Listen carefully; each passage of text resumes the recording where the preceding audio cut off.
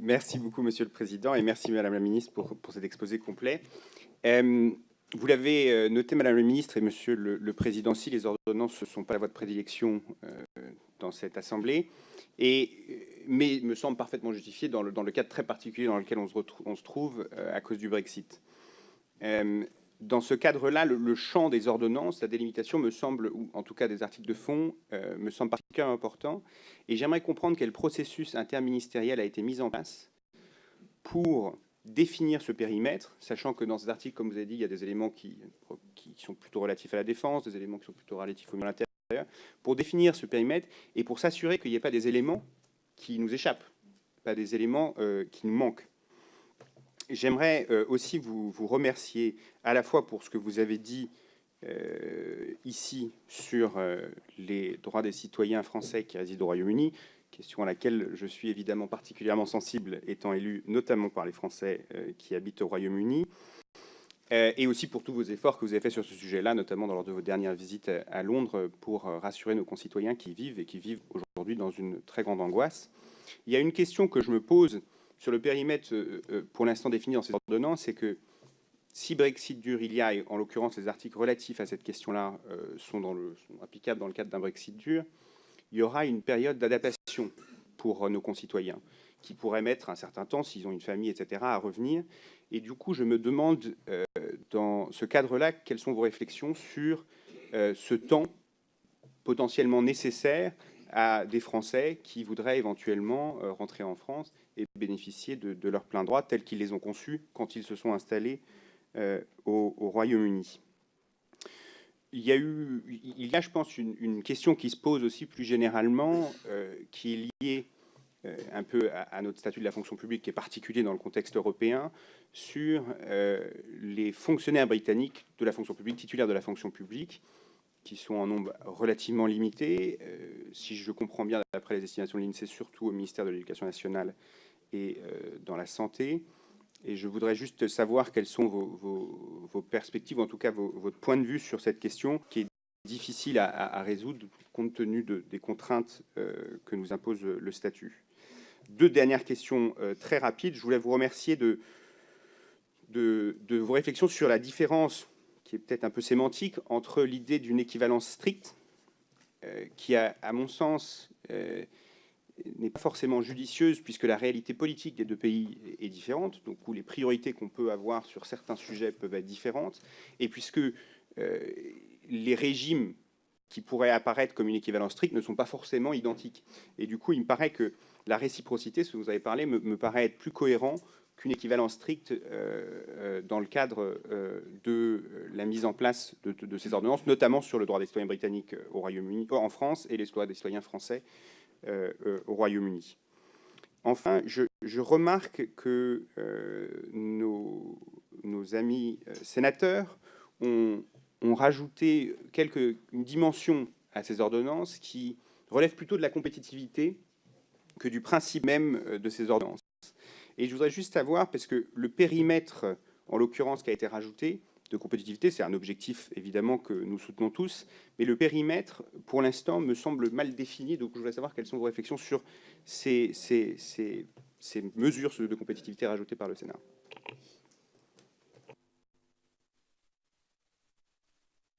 Bien. Je pense que Madame la ministre va répondre et ensuite on va donner la parole au groupe puis aux membres.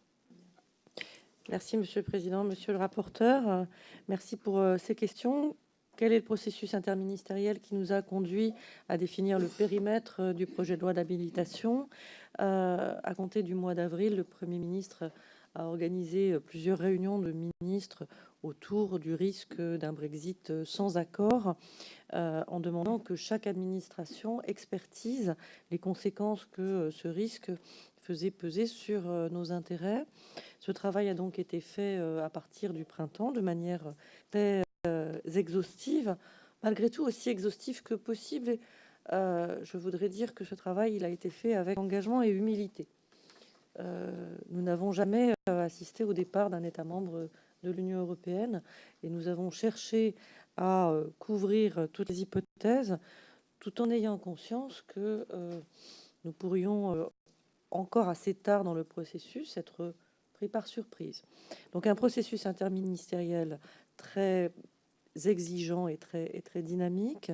Et d'ailleurs, un coordonnateur interministériel a été désigné qui est au contact des acteurs de terrain, en particulier dans nos ports, pour à la fois faire le tour de l'évaluation des besoins exprimés et des réponses à y apporter. Le périmètre a aussi été construit par notre dialogue, d'une part avec la Commission, d'autre part avec les autres États membres, dans un souci de ne laisser aucun espace entre ce qui relève des compétences communautaires et ce qui relève des compétences nationales, et peut-être avec une capacité à affiner nos propres mesures nationales lorsque nous aurons la certitude que certaines mesures communautaires sont prévues. À la marge, c'est possible, sur la continuité des contrats en particulier. Souci aussi de compétitivité par rapport aux autres États membres concernés. Je pense en particulier aux États côtiers et à la compétitivité de nos ports, qui est un sujet auquel nous sommes particulièrement attachés. Le Brexit, je le disais, n'est pas une bonne nouvelle, mais nous devons aussi veiller à être capables de saisir les opportunités qu'il présente. Je pense notamment à d'éventuels changements de trafic maritime entre l'Irlande et le continent, raison pour laquelle nous avons poussé la candidature des ports français au nouveau corridor défini par la Commission européenne sur la mer du Nord.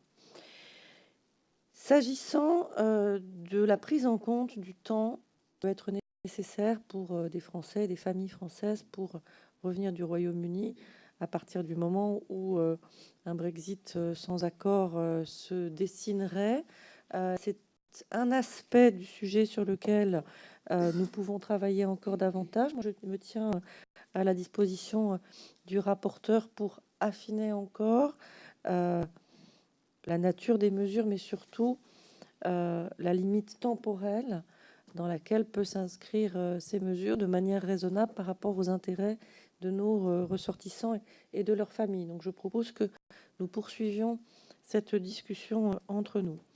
Sur le cas des fonctionnaires de la fonction publique française de nationalité britannique, notre volonté est d'explorer toutes les possibilités dont nous disposons pour pouvoir continuer à nous assurer de leurs services et de leurs compétences. Vous l'avez très bien dit, la très grande majorité sont enseignants en primaire, en secondaire et dans l'enseignement supérieur, et quelques-uns sont membres de la fonction publique hospitalière. Nous explorons plusieurs options possibles. Nous leur en présenterons sans doute plusieurs, sachant que dans ce cas, et je passe immédiatement à votre remarque suivante, on ne peut pas parler d'équivalence entre système français et système britannique, puisque les Britanniques ne connaissent pas le statut de la fonction publique que nous le pratiquons en France, et qu'il leur est d'une certaine manière plus facile de considérer une continuité de contrat pour des fonctionnaires, pour des agents européens du civil service britannique, que ça ne l'est strictement pour le cas français. Mais nous allons aborder cette question avec un souci d'ouverture et un souci de ne pas nous priver des compétences des Britanniques qui servent dans la fonction publique française. Vous l'avez donc très bien dit, réciprocité ne signifie pas équivalence stricte parce que nos systèmes sont différents. Nous veillerons à un équilibre et nous aurons cette conversation si nous approchons d'un Brexit sans accord avec nos partenaires britanniques. Nous l'avons déjà eu sur le principe et nous nous sommes rassurés les uns les autres sur notre volonté commune de bien traiter les ressortissants de l'autre, du partenaire, en cas de Brexit sans accord. Ce sont des assurances politiques qui ont été données par Madame May comme par ces ministres du Brexit successifs. Nous avons donné les mêmes assurances politiques Ensuite, il convient d'entrer dans le détail des mesures et de nous assurer à tout moment que nos ressortissants bénéficient de la plus grande attention de la part des autorités britanniques.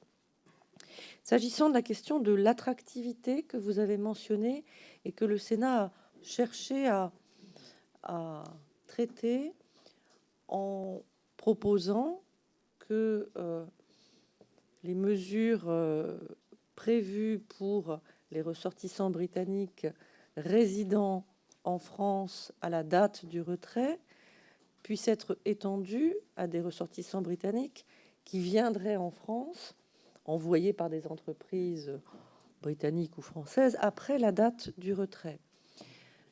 J'ai deux hésitations, qui sont même deux réserves fortes, sur ces propositions, quand bien même je partage pleinement le souci de développer encore davantage l'attractivité de notre territoire vis-à-vis de l'ensemble des compétences étrangères dont nous avons besoin, et notamment britanniques. Ma première réserve tient au fait que cette proposition du Sénat irait plus loin que ce que prévoit l'accord de retrait lui-même. Et Michel Barnier le dit avec beaucoup de justesse, il n'est de l'intérêt de personne de faire en sorte que des mesures nationales unilatérales prévues en cas d'absence d'accord finissent en s'additionnant par être plus avantageuses que l'accord de retrait lui-même.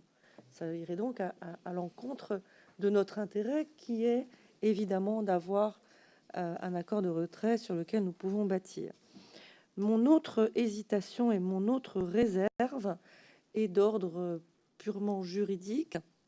Ma compréhension de l'article 38 de la Constitution est que les amendements parlementaires ne peuvent avoir comme objectif que de restreindre l'habilitation du gouvernement par rapport à ce que le projet de loi propose. Or, les amendements qui ont été à ce stade adoptés par le Sénat auraient comme conséquence, me semble-t-il, d'élargir l'habilitation par rapport à ce que nous avons sollicité, et cela me paraît juridiquement poser un problème sérieux que je livre à votre expertise, qui est certainement beaucoup plus grande que la mienne, mais en tout cas, c'est une question que je retourne vers vous.